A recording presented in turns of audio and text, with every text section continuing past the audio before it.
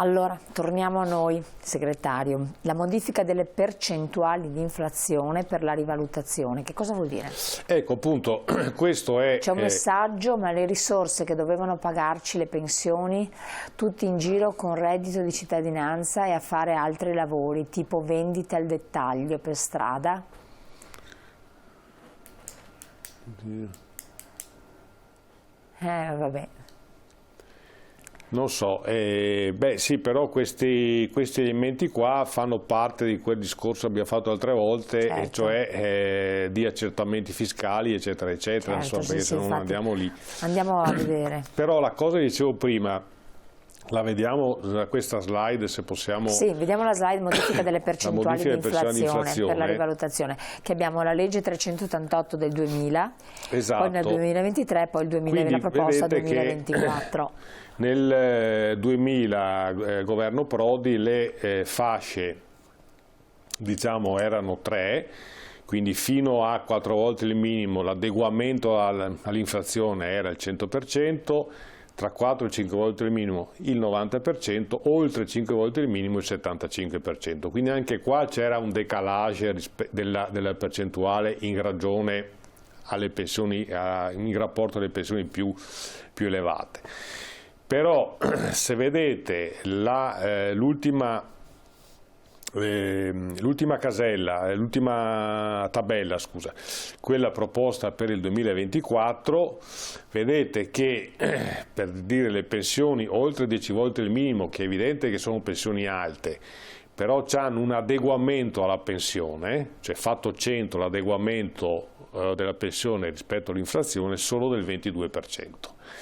Ma guardando anche quelle pensioni che sono, diciamo, quelle più o meno che sono quelle dell'operaio specializzato, piuttosto che dell'infermiere, piuttosto che del medico, eccetera, che sono tra 5 e 6 volte il minimo, questo anziché avere un adeguamento pieno rispetto all'inflazione, c'è un adeguamento del 53%. Cioè anziché avere, per dire, 100 euro di aumento che gli spetterebbe, avrà un aumento di 53 euro. Allora anche qua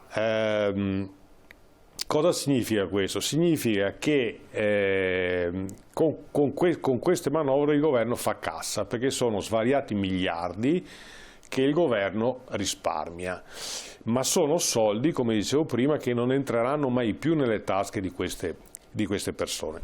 E abbiamo detto tante volte che noi siamo anche disponibili a fare un ragionamento di riduzione, diciamo, dei trattamenti pensionistici lì dove le pensioni sono più alte, certo, a condizione che questa riduzione venga ripartita tra i soggetti più deboli.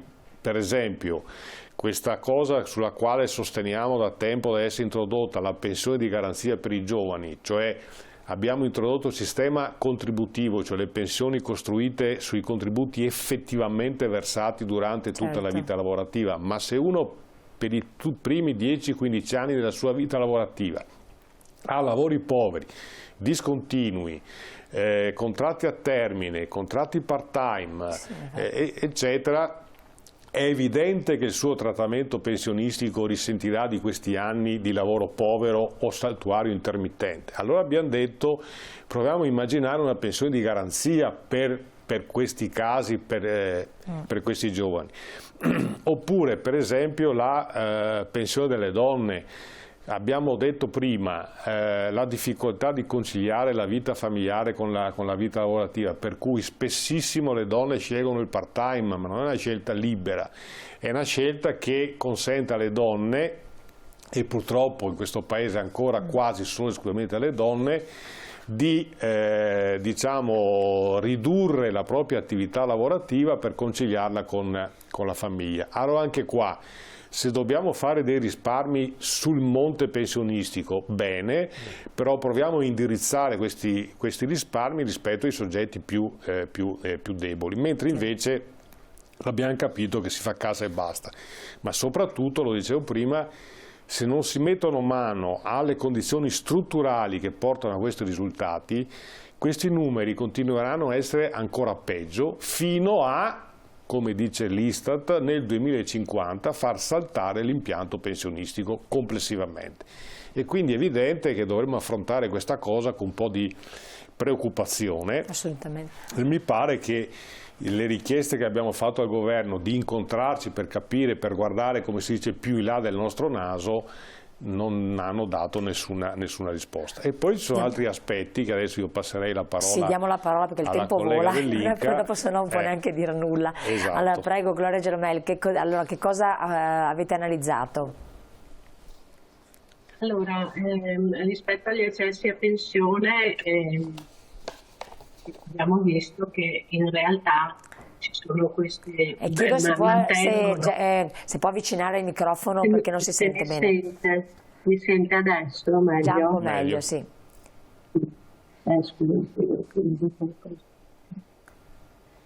Allora, abbiamo visto che si accostano gli accessi ordinari della pensione, che sono gli accessi che poi sono stati stabiliti dalla legge Fornero, che è entrata in vigore, lo ricordo, il 1° gennaio del 2012, quindi sono già passati quasi sicuramente 12 anni, e si confermano, come per il 2023 anche per il 2024, gli accessi a pensione con la quota 103, con l'opzione donna, e viene confermata anche l'atto sociale, però ci sono delle modifiche.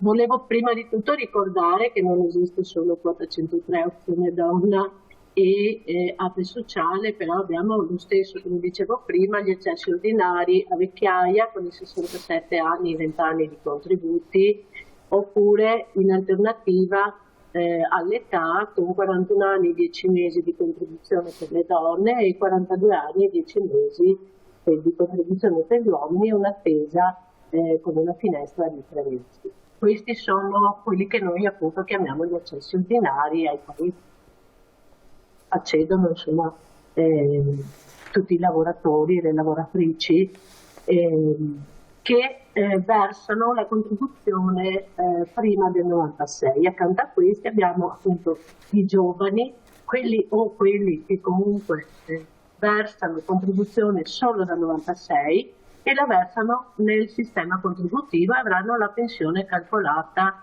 con il sistema contributivo in base alla contribuzione versata, come diceva prima il segretario. Per loro ci sono sempre gli accessi a pensione di vecchiaia, 67 anni con 20 anni di contributi, però c'è un importo soglia da rispettare che fino al 31 dicembre di quest'anno è pari a 1,5 volte l'importo dell'assegno sociale, mentre dal prossimo anno la legge di bilancio dice che si può accedere a 67 anni con 20 anni di contributivo e l'importo soglia comunque deve essere superiore a quello dell'assegno sociale, che ricordo quest'anno è pari a 503 euro, sarà aumentato con del 2%. Arriverà a 533 se non vado errata, insomma circa. E parliamo ovviamente di pensioni, se comunque devo fare il voto soglia. Accanto a questa c'è la pensione anticipata, anche oltre ai 41 10 mesi o 42 10 mesi per donne e uomini, c'è la pensione anticipata nel contributivo a 64 anni con 20 anni di contribuzione effettiva, che ha oggi un importo soglia di 2,8 volte l'importo dell'assegno sociale. Qui vengono cambiati non i requisiti di età e contributi, ma il requisito dell'importo soglia, che da 2,8 volte passa a 3 volte l'importo dell'assegno sociale, e comunque con il calcolo contributivo, che viene ridotto a 2,8 per le donne che hanno un figlio o a 2,6 volte per le donne che hanno 2 o più figli. Questo accesso comunque insomma è sempre nel contributivo. Sì. E viene introdotto per questo accesso a pensione, che appunto ricordavo che è nel contributivo, e quindi solo per chi nasce nel contributivo previdenzialmente parlando o per chi accede in un modo particolare a pensione scegliendo di passare al sistema contributivo. Per questi accessi viene introdotta anche la finestra trimestrale e un tetto massimo. Quindi vediamo che viene modificata sostanzialmente questa possibilità di accesso e quindi viene ridotta la platea di coloro che potranno accedere a questa tipologia di pensione. E dopodiché, come ho detto prima, viene confermata la quota 103, quella che chiamiamo 103, che viene chiamata pensione anticipata flessibile, che richiede un requisito di 62 anni di età e 41 anni di contribuzione oggi. Dal 2024 viene riconfermata per i requisiti maturati entro il 2024, ma anche qui viene rivisto il metodo di calcolo, perché questa pensione sarà calcolata con il metodo contributivo e quindi in alcuni casi porta, nella maggior parte dei casi porterà una penalizzazione sull'importo economico, e vengono aumentate anche le finestre di uscita, quindi da 3 mesi per i lavoratori del privato e autonomi a 7 mesi, mentre per i dipendenti pubblici la finestra di accesso a pensione, maturato appunto i requisiti, passa da 6 mesi a 9 mesi. Anche qui viene previsto, c'è già un tetto massimo, però viene abbassato, perché adesso possiamo accedere alla quota 103 con un tetto massimo di 5 volte il trattamento minimo, e il tetto massimo della misura di questa pensione sarà di 4 volte il trattamento minimo e quindi non potrà superare circa 2.390 euro se non tratta. Tutto questo fino all'età, al requisito ordinario di vecchiaia, quindi fino ai 67 anni, finché ai 67 anni sarà l'età di accesso a pensione vecchiaia. Perfetto. Quindi abbiamo poi viene confermata l'opzione donna, ma viene... Vediamo la slide successiva, quella dell'APE sociale, opzione donna. Che scusi, ok. Abbiamo l'APE sociale e l'opzione donna. Per quanto riguarda l'opzione donna, vengono confermati i criteri di accesso che sono per le donne che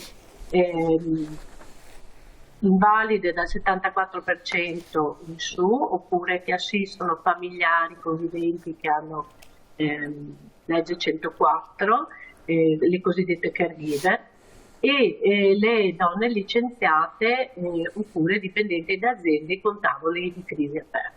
Il requisito di età viene innalzato, restano i requisiti di contribuzione che sono i 35 anni di contributi effettivi, però l'età è di 61 anni e i requisiti devono essere maturati entro il 2023, il 31/12 di quest'anno. Questo è il requisito, poi che può essere, per quanto riguarda l'età, abbassato in presenza di uno o più figli, quindi per un figlio a 60 anni, per 2 o più figli a 59, e prevede invece il requisito dei 59 anni per tutte le lavoratrici che vengono licenziate o dipendenti. A questo requisito io devo aggiungere però la finestra di accesso a pensione, che è di 12 mesi o di 18 mesi se sono una lavoratrice autonoma o con contribuzione autonoma. E quindi si allunga la tempistica per accedere al trattamento pensionistico anche per quanto riguarda l'opzione donna. Per l'APE sociale viene aumentato il requisito dell'età, l'accesso a 63 anni e 5 mesi, quindi vengono raggiunti 5 mesi e sostanzialmente restano invariate le richieste per quanto riguarda la contribuzione 30 anni, 30 anni per i disoccupati, i caregiver o i validi civili che sono al 74%, e 36 anni per i lavoratori che svolgono mansioni gravose e 32 anni per i specialisti. Benissimo. Qui vengono tagliati fuori tutti i nati dal 1° agosto del 61 in poi. Bene, l'interrompo che abbiamo diciamo che il quadro è ampio, scusi. Perfetto, niente, grazie mille Gloria Gianamel, abbiamo la pubblicità che incombe, restate con noi, canale 19, che traiamo un po' le conclusioni di tutto questo tra poco.